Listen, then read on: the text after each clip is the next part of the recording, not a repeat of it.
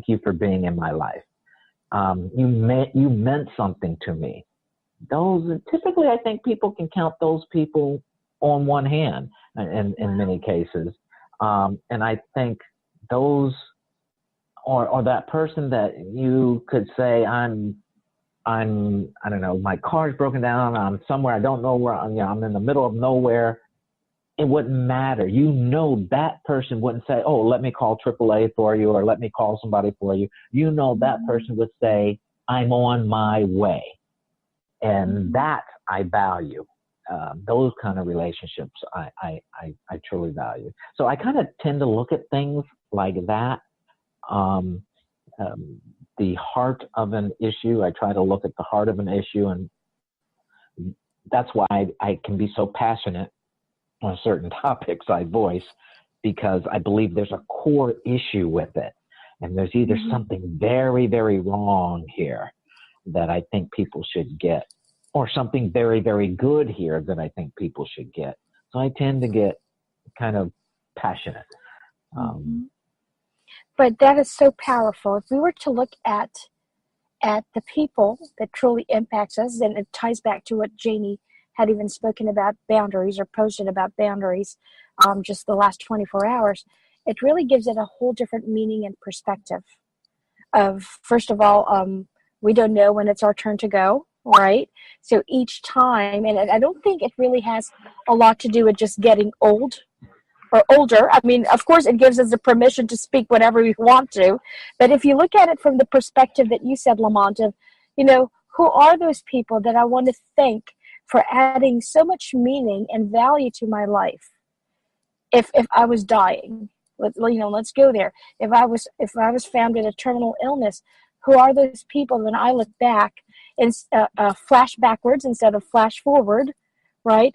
To say that thank you for the gift of your presence. Thank you for the gift of your heart. Thank you for the gift of your soul, because by you being present in my life, gave my life its own meaning and its own composition and its own, unscripted ways of just making it a beautiful journey.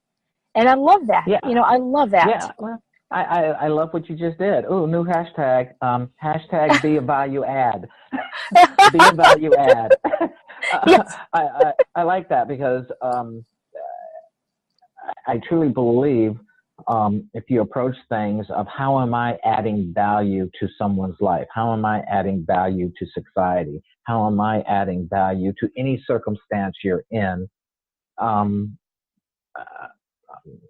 You just made that thought come forward. I really like that. Instead of what you can take from people or from situations, how and where can I add value? Being a value add type person. Let's play with one and come up with a new hashtag. There you go. Please do, because that's how I approach, and Janie can attest to this. Janie, feel free to jump in. That even in friendships or business space, I have always approach of how can I add value. We live in a world that is full of agenda, and when I say agenda is, let's just say Lamont is like, oh my goodness, he's an actor in House of Cards. Let me just cling on to him like a magnet, because it'll help, move forward my own agenda to be on television or to be an actress or whatever it is. That's the common world of literally, partnering because you have this hidden agenda. But if we were to approach things in life and say, how can I add value to your purpose? First of all, what is your purpose? And how can I add value to that? Who can I bring to the table that'll help you get to the next level, or who you're trying to impact? Then those relationships in itself changes. This relationship and the quality of that relationship changes. You are going to have the folks that don't understand, your walk or your journey, and that's not for them to understand. But if you come from a place of, in your case, hashtag menthatdefend, that in itself is adding value to the presence of women like me. It was what gravitated me to you. The moment you said those 3 words, menthatdefend, I was like, who is this guy? Because I don't come across a lot of spaces of someone who's bold enough to say, I'm here as your guardian. Safety, Janie, she's the relationship expert here. safety ranks number one with women coming into relationships or even friendships. Safety is number one. And so when you have this public figure that takes the podium and the microphone and says, "Men that defend," I like him already, and I don't even know who this guy is. Janie, your next question, love. And I think all of that is awesome. But a lot of people struggle, Lamont, to get to that place of just abundance. I know you speak about, get to a place of coming into your own and being confident with age. I imagine life experiences on all those types of things. But what would you say to the people who are listening to you, and from your own journey of how you've gotten to this place of abundance in your life, and what they can potentially take away from that so that they can start creating some of that space for themselves? Oh boy. I would first say, I heard this recently. Don't get behind me because I may not lead, and don't get in front of me because I may not follow. Just walk beside me and be my friend. So I don't know if I'm one to give anybody any advice. I know what works for me.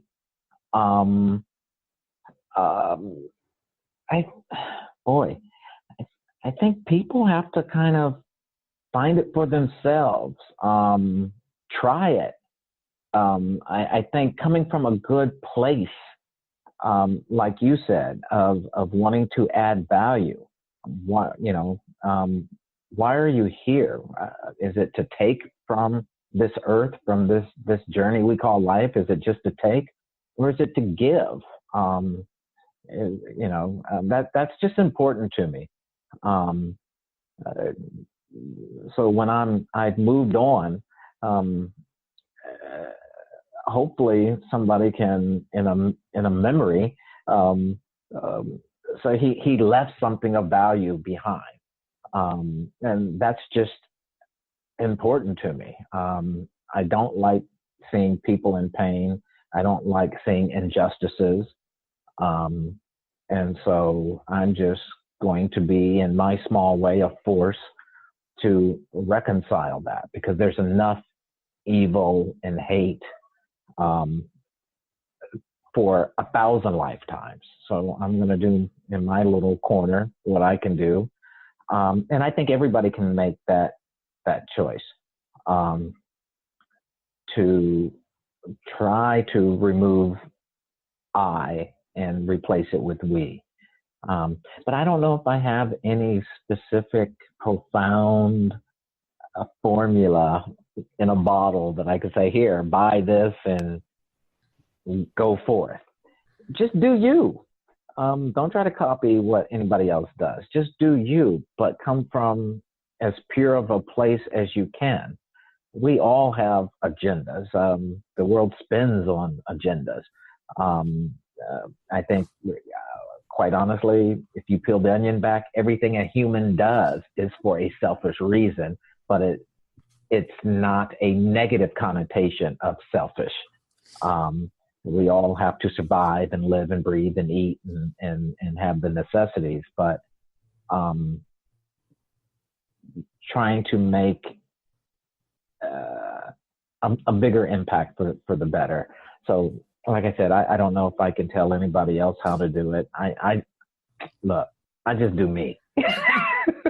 Well, Lamont, I think you just gave us lots of nuggets. If you believe it or not, you said that you have to be unique. Be you, do you, be unique. You talked about being authentic, really finding your voice.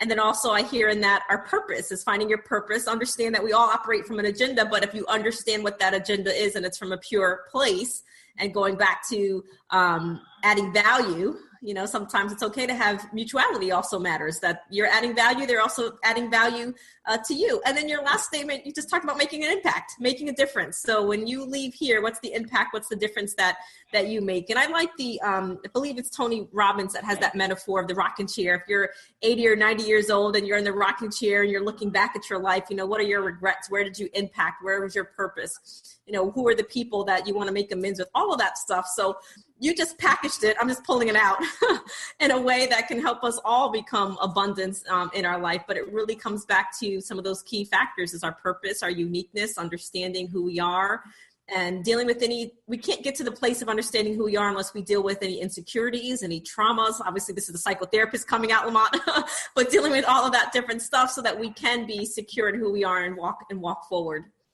Yeah, I love the way you pulled that out, because I could see being in that rocking chair, even if I do briefly ruminate on a regret, I can then say, but I did this.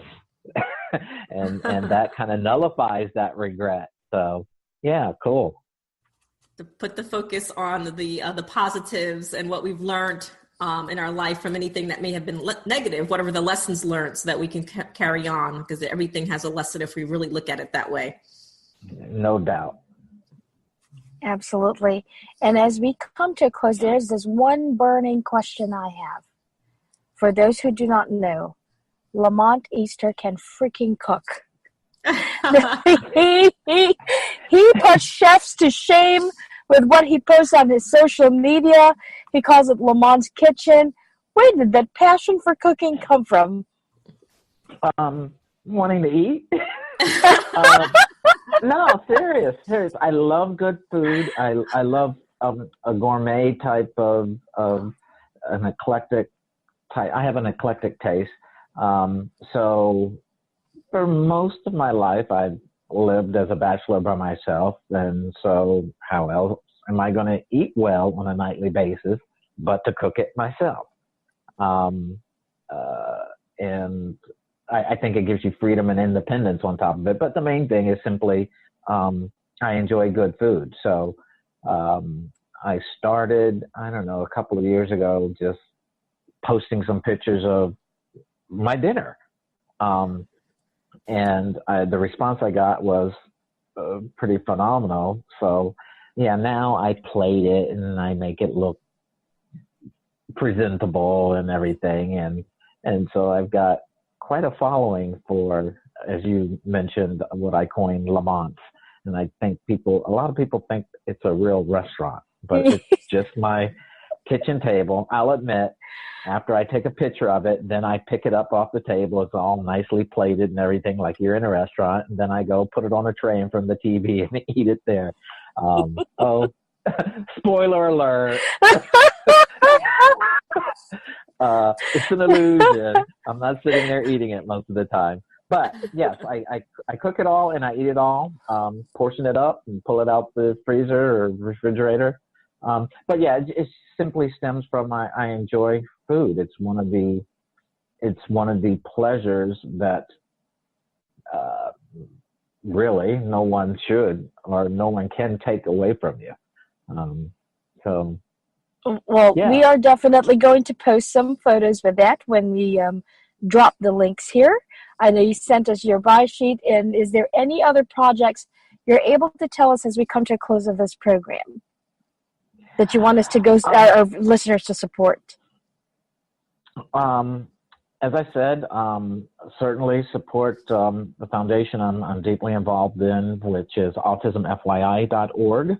Mm-hmm. Another organization close to my heart is stillbrave.org, and they support the families of those going through the battles of childhood cancer.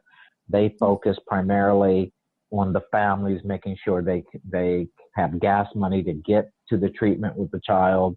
And in many cases, when there's a child in a household that is stricken with cancer and going through chemo and the treatments, there's typically other siblings that are left at home while the parents are at the hospital with the child that's afflicted.